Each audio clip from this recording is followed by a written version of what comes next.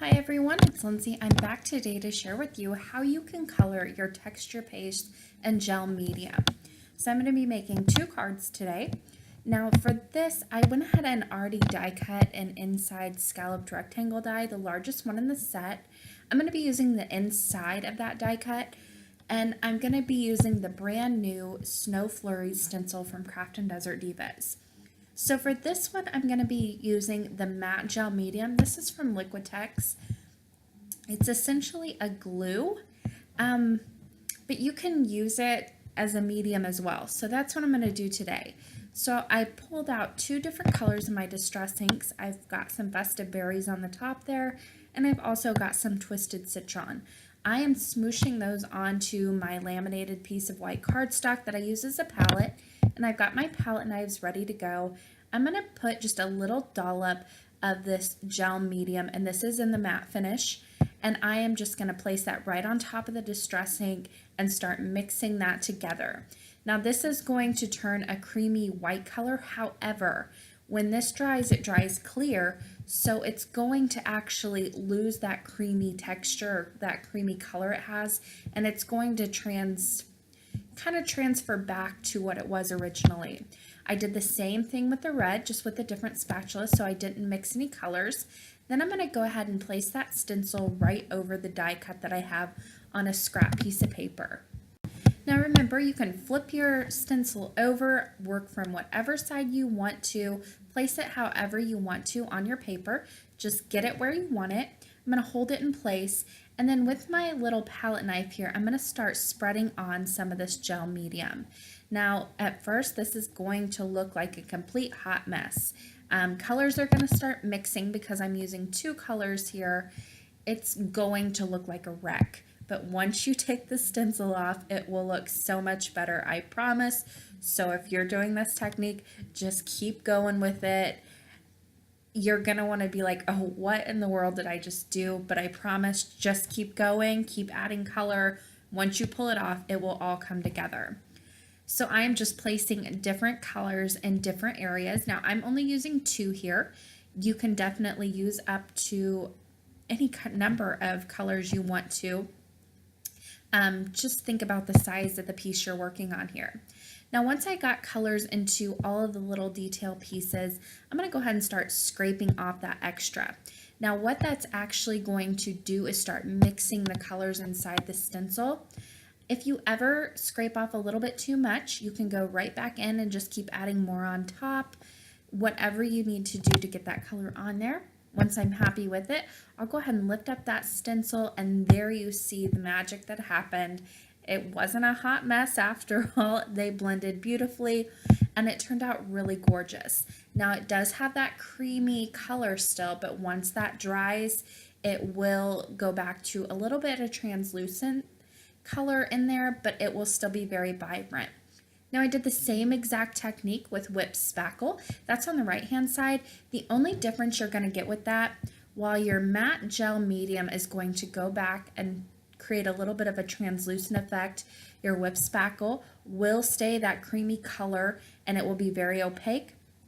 It will also have more dimension than your gel medium.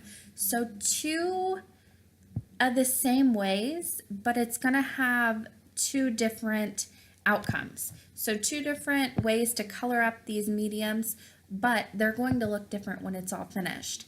Now I finished off these cards by doing a lot of die cutting first.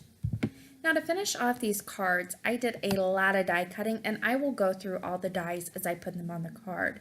But I wanted to show you very quickly, these dried overnight.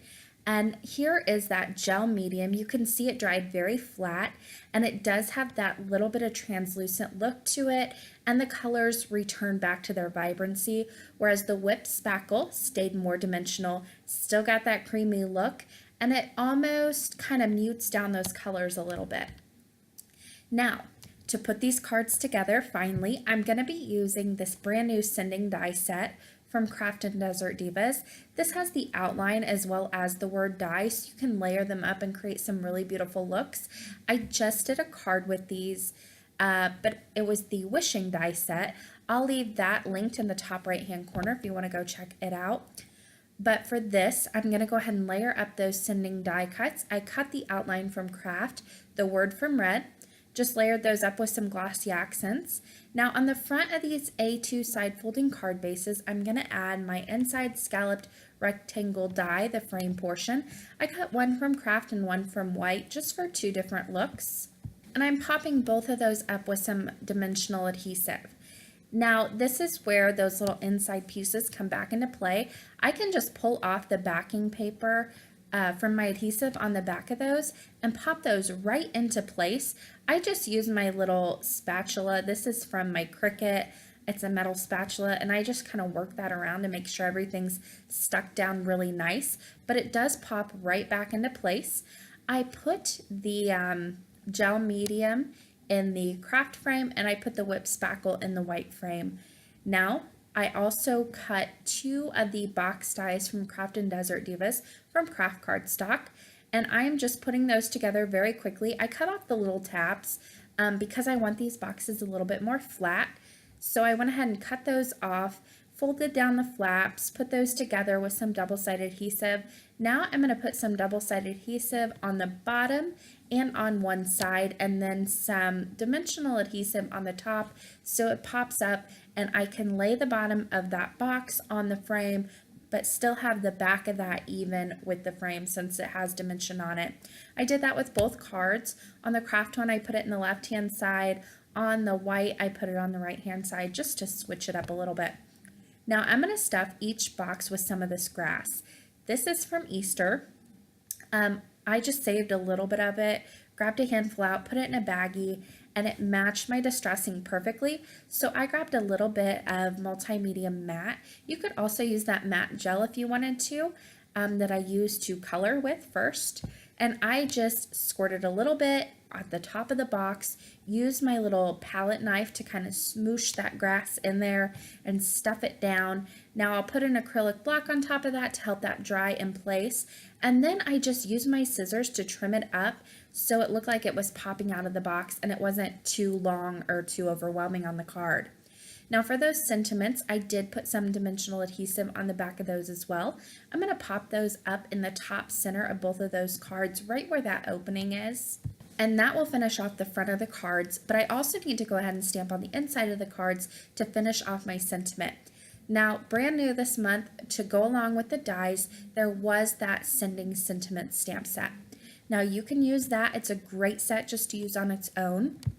But I also love mixing it with some of my other Craft and Desert Divas sentiments just in the stamp sets. And also I've got this Wishful Thoughts that would go perfect with it as well. So you can mix and match. Don't feel like you need to use one sentiment, the sentiment set that goes with the dies. You can mix and match, use whatever you want. So for this card, I'm actually going to use the Sending Sentiment set, but I'm also going to pair it with the Special Delivery Stamp set. There is a sentiment in there. So from this set, I went ahead and pulled off the Sending Happiness to You. Now a lot of these sentiments in the set would go well with this die cut and with that other sentiment set. But I went ahead and pulled off that Sending Happiness to You. I did load up Christmas. That was from the Sending Sentiment stamp set. I'm going to go ahead and stamp that in the top center in black dye ink. I'll just go ahead, and I'm using my Misty because I'm doing two cards here. It's easier just to switch it out instead of having to replace everything. I went ahead and stamped that in both cards, cleaned it off, and then I'll go ahead and load up the Sending Happiness to You. Now that wouldn't work, you know, it would say Sending Christmas, Sending Happiness to You. It'd be a little weird. So I just went ahead and masked off Sending, stamped Happiness to You. So now my sentiment reads, Sending Christmas Happiness to You. Now I used painter's tape on the first one to mask it off, but on the second one, I just grabbed a Post-it note, put that over the sending word, inked up the rest of that sentiment, pulled off the Post-it note. Remember to do that step, or you'll end up with a big blotch of black ink. I cleaned off any extra little ink so it wouldn't get on the top of my card, and then I stamped that down as well. But that completely finished off both cards for today as I dropped that one. But these were so much fun to make, and I love how they're both so similar, but also a little different at the same time. I'm going to leave you guys with a few pictures of these finished cards. And I do want to say that this would be another great card design that you could switch up and use for any occasion. Birthdays, Valentine's Day, whatever you want, it would really work well. So that does it for me today. On the left side of your screen, you'll see a few different links you can click on. The top will take you to a video of mine you might enjoy watching next. The bottom left will take you to my blog with the supply list for this card. And the bottom right will subscribe you to my channel. Thank you guys for watching today, and happy crafting.